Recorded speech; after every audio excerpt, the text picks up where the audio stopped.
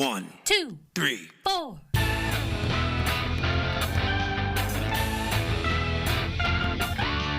Monster movie. Fun time, go! Monster movie. Fun time, go. Monster Movie. Fun time. Go! Monster movie. Fun time, go. With Precious D and Honey Bee. Fun time, go! Ladies and gentlemen, boys and girls, friends and neighbors, welcome to Monster Movie Fun Time Go. 31 Days of the Dead. Day 23. I am your host, Precious D. And I'm your other host, Honey Bee. Honeybee's with me again for another zombie movie. Today we're doing Dawn of the Dead, the 2004 version, the remake.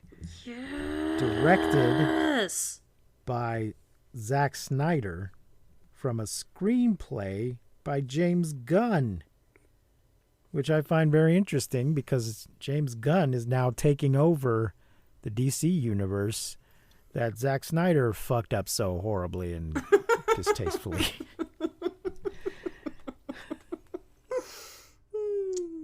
There's a bunch of Snyder bros out there who disagree with me, but they are wrong. They are objectively wrong.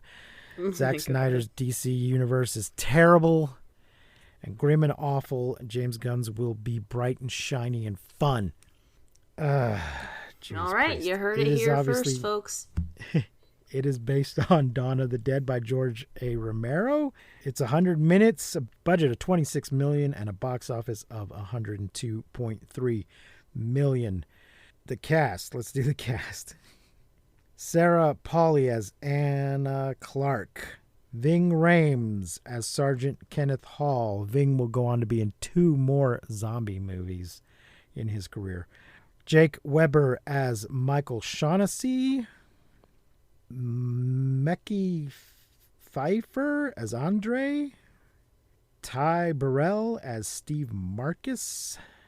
That's the dude from, what do you call it? Modern Family. Michael Kelly as CJ. That's the mall security guard. Kevin Zegers as Terry. Michael Berry as Bart. Lindy Booth as Nicole. Jane Eastwood as Norma. Boyd Banks as Tucker. Ina Korobkina as Luda. That's the pregnant lady. R.D. Reed as Glenn. Kim Poirier as Monica. Matt Frewer, completely wasted in this movie as Frank. Louis Ferreira as Louise Clark. And Hannah Locker as Vivian. Bruce Bone as Andy. That's the gun store owner across the way. Ving Rhames would go on to be in the remake of Day of the Dead, playing a different character. And then he is in a piece of shit from the asylum that we'll be discussing later in the season. Oh, yay. As another guy. Somebody else. I'm sorry. It's called Zombie Apocalypse. That's what I was trying to say. It's called 2012 Zombie Apocalypse or Zombie Apocalypse. But there's another different low-budget shitty movie that's just called Zombie Apocalypse. So you got to make sure you're watching the right one. Honeybee, you particularly wanted to do this one. Tell me, why did you especially want to do? Yeah, this is my first love. This was my first zombie movie that I just fell in love with. This kind of opened my eyes to the genre. And it is still one of my favorites. I don't know if it surpasses the 28s for me, but it did at one time. Like, I saw this movie first, obviously, and I fucking love this movie. I love it to this day, and I watch it very often. I quote it very often. Like when someone says something that I don't like or something at work, I'll say, "You throw that shit right out your head." stuff like that. So like this is like a movie for me that was this was like my first love. My first zombie movie love, and so yeah, it is very nostalgic for me. I absolutely love it. It is a classic, and it's just it's got that number one space in my heart. Oh, all right. Have you ever seen the original? I Dawn have. of the Dead? I've seen the original, and I like this one. Obviously, is like way more gory and like very different. But I saw this one first, and yeah, and this was kind of my Dawn of the Dead before I had seen the other one, so I didn't have any connection to it, or I wasn't like expecting anything, or like, you know, the original didn't really make a fuck for me as far as watching this one, and so, yeah, I love it. It is one of my favorites. Yeah, I think I like this one better than the original, and I think I saw the original first. The original is just 2, maybe 3 people. The only real connection is that they're both about people taking refuge in a mall during the zombie apocalypse, because that seems like a good place to go. You got a lot of supplies there and a lot of space, but it's also can be secured because malls tend to have big old security, even though they have those glass doors that you can shut those down at night, and it's a good place to I felt like the original, and it's been a while since I watched it, but I kind of felt like it was a little bit boring. Yes, it's very slow. It's very slow. This one is just so action packed and gory. I believe they both have a downer ending, though. I think the original they do. Also has a pessimistic ending. Which I fucking love that. I love that so much. Yes. I mean, it is what I expect from Zack Snyder, because he's an asshole who doesn't believe in heroes. So I'm not surprised. Although he didn't write it, James Gunn wrote it. So I don't know which of them to blame or give credit to for the pessimistic ending, because it looks like it's going to have a hopeful ending, but then throughout the credits we get these little pieces of information off a video camera, and it looks like so good. The place where they were heading, that was going to be their salvation, it's also full of zombies, and it's not clear if they make it past the beach or not. They 1,000% don't make it. There's also quite a lot of dumbassery in this movie, and they probably should have just stayed at the mall. Yeah. They might not have. You can't live forever at the mall. Eventually your supplies are going to run out, but they were not any better off where they went. Right. And they lost a lot of people getting there. Yeah, for sure. So there's also that great cover of Down with the Sickness in this movie that is just so good. Yes, ladies and gentlemen, there is a Richard Cheese cover of Down with the Sickness. If you're not familiar with Richard Cheese, look him up now. He basically does lounge covers of not lounge songs. And so they use his... Also, the opening credits is Johnny Cash's cover of When the Man Comes Around, which was not... I don't think it was made for this movie, but it was, it was new, I think. I think that album had just come out. I don't know for sure, and I'm not going to look it up. But, they were right on top of things using his version of that song. So they're kind of telling us, with that song, they're telling us from the beginning that this is not an optimistic movie, because that song is about Judgment Day. And by using that song, they're telling it, they don't give us any details about what's causing these zombies, but it may as well just be Judgment Day. Mm-hmm. It's happening because God's decided he's done. Yeah. Because nobody has any hope of any sort of a cure or anything, and it doesn't look like society's going to be able to recover or rebuild in this movie anyway. So there you go. Did you have a favorite survivor? No. Okay. I think maybe the cop, maybe. But honestly, I just kind of like love them all and hate them all the same. Mm-hmm. I was kind of sad that Andy didn't make it onto the boat, but also I thought it was really good. Like it was well done. Something that I love about this movie and like movies with like a pessimistic ending is it just feels more realistic to me, and like not in a way of like, say, like Breaking Bad. Okay, like I don't really like that kind of realistic, right, where it's like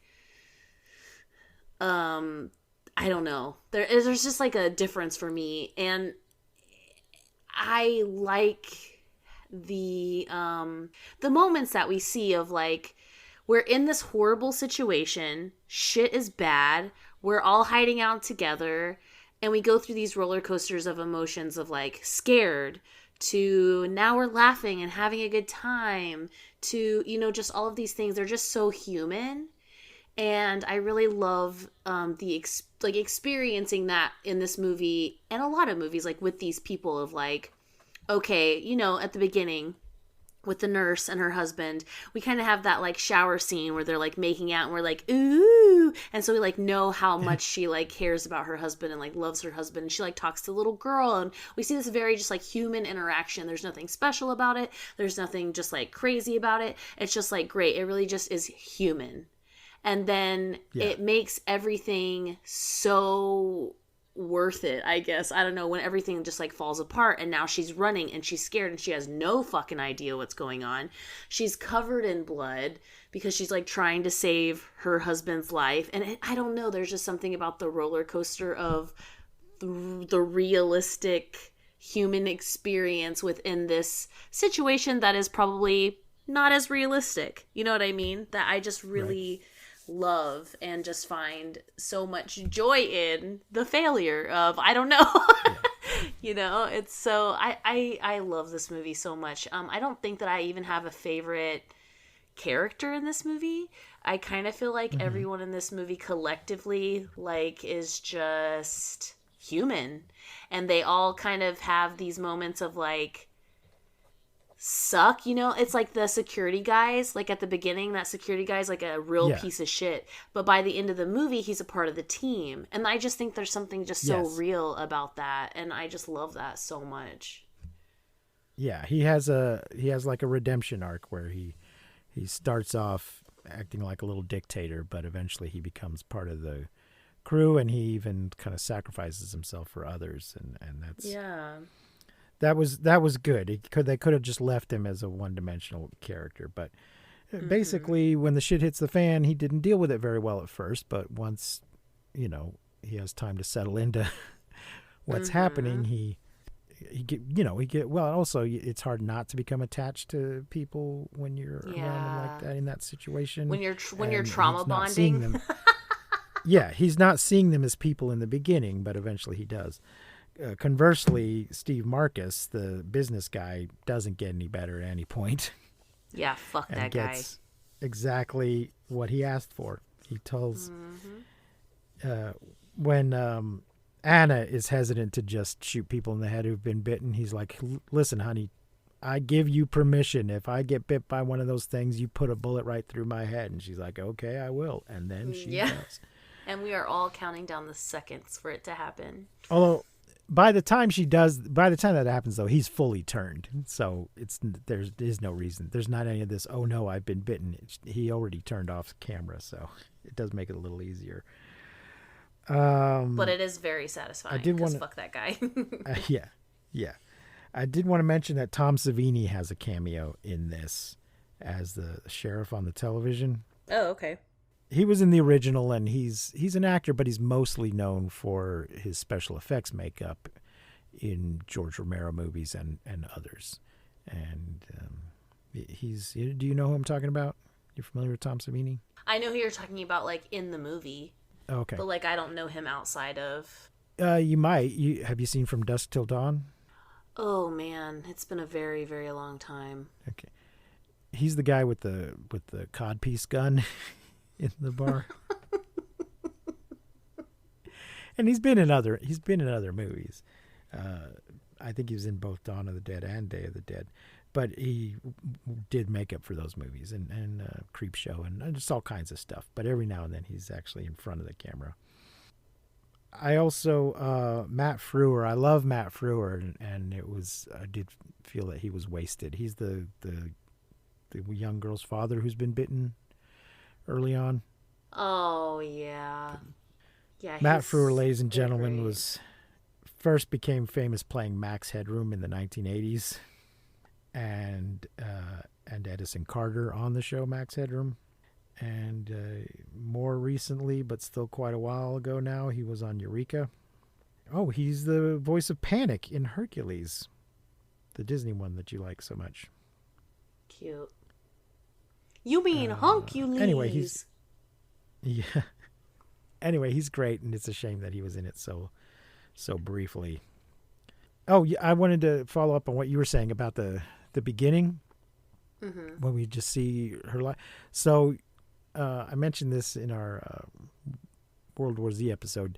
You don't start a movie showing a person starting their ordinary day unless the day is about to become extraordinary. And they do this. They basically do this, except they show her ending her ordinary day. They show instead of getting up and having breakfast, they show her ending her shift, going home. But they don't waste any time. They want to establish who she is and what her life is like, but they're also giving us little pieces of information as this is happening. Because the outbreak is, she works at a hospital, she's a nurse, and the outbreak is already starting to happen at the hospital. They're getting the first waves of people being sick and in a strange way that we don't know. And, an ambulance bringing somebody in, and we just get enough of her interacting with a neighbor child to show us that she's part of this community and that she knows her neighbors and that she's a kind and loving person towards people who aren't actually members of her family.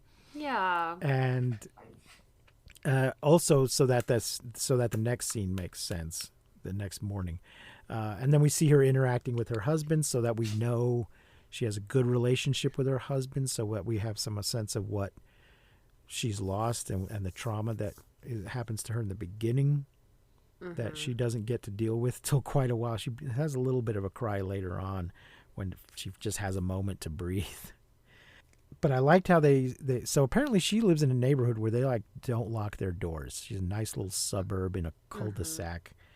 Because the next morning when the neighbor girl is standing there in the hallway, they're not terribly surprised. Yeah. There's no, how did you get in here? So that tells me that they don't lock their door, that it's not that weird that for some reason the girls come in there. They're like, oh, something must be wrong, but they're not like, what the fuck are you doing here? How did you get here? Yeah, but So they I thought do that was lock all their well- windows, and they don't know how to Yes, unlock their 'cause windows when they're in a panic. Yes. This is true. But I love this. To me, this was just a really good moment of showing us who these people are before it all gets torn apart. Yeah. In that the husband is immediately, oh, it's the neighbor, it's the little girl from next door. Honey, are you okay? What's happening? That he's not upset that someone's come into his house. He's just concerned about his neighbor and what's wrong. Why is she here? There must be something wrong. And then, of course, he gets bit. Oh, and it's so good. Like, this is the first kind of moment that we get, and it's a little kid, and she just, rips a piece of his neck out. Ugh, it's so good. What a wonderful start to this zombie apocalypse. So, yeah, there's a lot of bad choices that seem like good choices at the time made in this movie. And similar to the original Night of the Living Dead, the asshole is correct. They should not have gotten on those buses and left the safety of the mall. He was absolutely correct.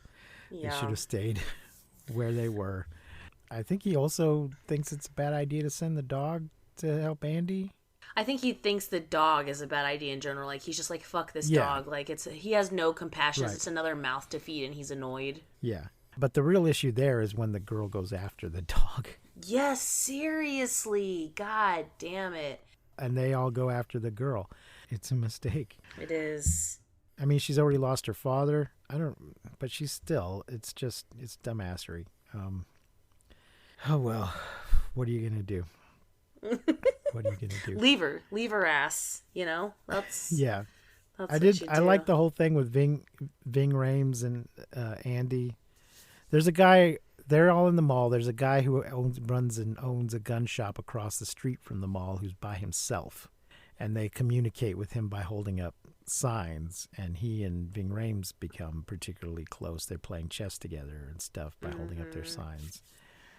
And Yes. when they get the plan to leave, they want to take this guy with him. But he's starting to run out of supplies. He's hungry. And they come up with they're not quite ready to get in their trucks and leave yet, so they come up with this plan to send the dog, because zombies don't want to eat dogs, I guess. Yeah, they like don't even So care about it. Yeah, they don't even notice him. So they load up the dog with a sandwich or two and a walkie-talkie and send him over there. The dog was already wearing this little service vest with pockets in it, though, before they decided to do that. I don't know why they were just dressing up the dog in that, but he was already wearing it. So, any other moments that stand out you want to mention before we wrap it up? Man, okay, I love the game they play on the roof where he's like Jay Leno, and then they like find the zombie and like snipe the zombie that like looks like Jay Leno. I fucking love that. Yeah, both of It's those so references, funny. they pick out a Jay Leno and a Burt Reynolds. And I'm Uh-huh. like, oh man, I know a bunch of younger people that if they're watching this, they're not going to know who either of those guys are. I also love how, you know, they're like writing on these like whiteboards to communicate, but when Andy gets bit, they go up to the roof and it looks like he's writing on the whiteboard, and then he turns it around and it's just bloody. Ugh, I thought that was Yeah. chef's kiss. I really love the zombie baby. Love the zombie baby. Oh man, so good.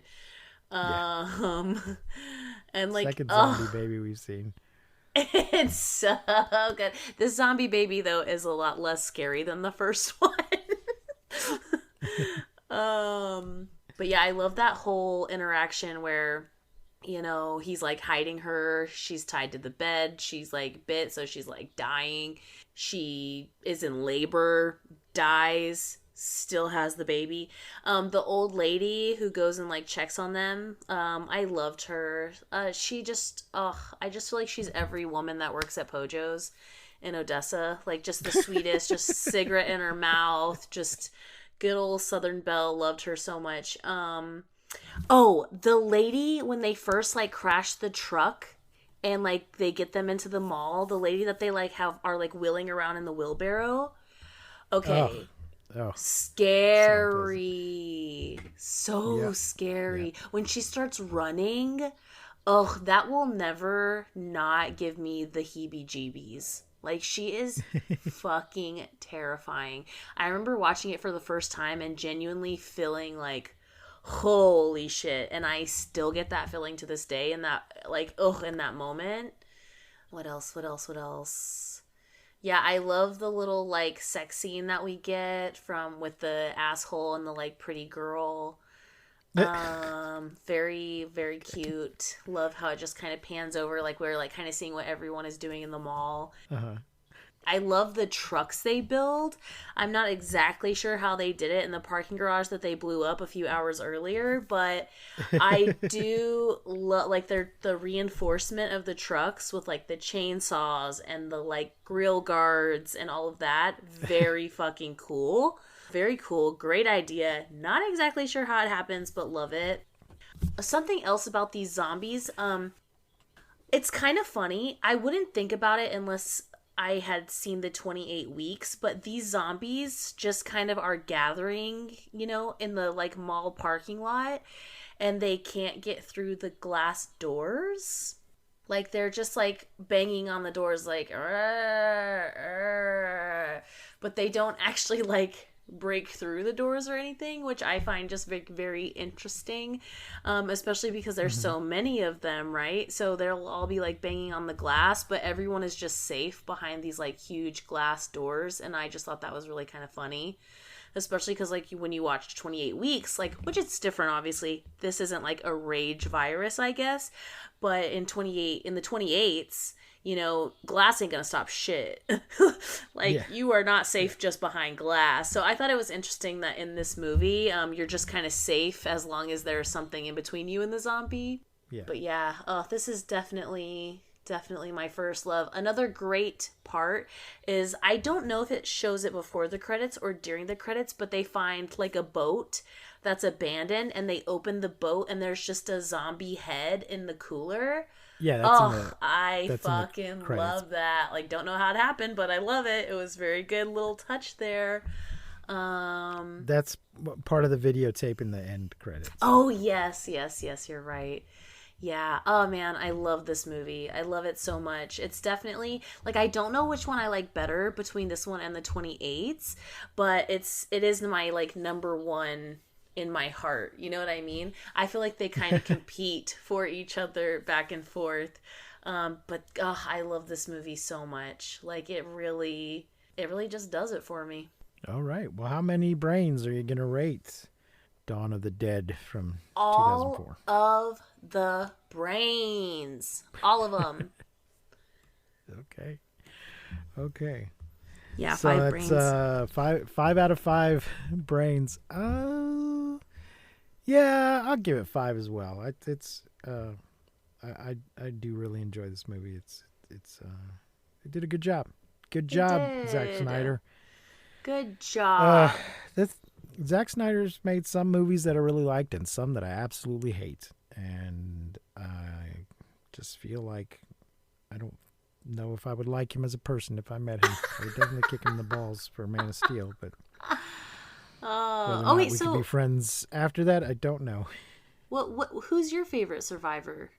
I like that's tough. I guess I like Anna, and I also like her loser boyfriend.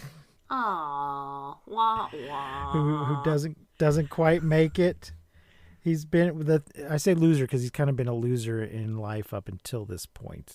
And then he's very level-headed. Well, for the most part, he's very level-headed and in control, and is kind of the leader of the group without making a big deal of being the leader of the group. Mm-hmm. He doesn't have to he doesn't hold it over people or try to push them around. He just tries to very calmly suggest that maybe this is what we should do. And he's just a decent person. Apparently he was a bad husband, but he's a good dad. But a good father, and he's just a decent person. Yeah, that happens. That does happen. And is the only one who, when they've been bit, says, "Hey, I've been bit." He doesn't tell them immediately, but that's just because he knows he's got a little bit of time and he can still help. But when it's time to get on the boat, he's like, "I can't come on the boat with you. I got bit." Yeah. And other people try to hide it. Yeah. I think if they would have gotten the dog from the gun shop, if they would have been able to take the dog with them, that probably would have been my favorite survivor. But we'll never see the dog again. Who knows what happened to him? Yep. All right, folks, we're going to wrap it up here. Thanks for joining us. Like and subscribe, rate and review, and all of those things. And we'll be back with another one tomorrow. Until then, I have been Precious D. And I have been Honey B. Remember to keep calm and take shelter in basements.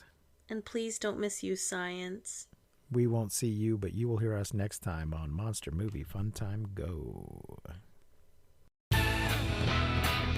You've been listening to Monster Movie Fun Time Go. If you enjoyed the show, please consider rating and reviewing us on your podcasting platform of choice. You can leave us a message and find links to all our things at mmftg.com.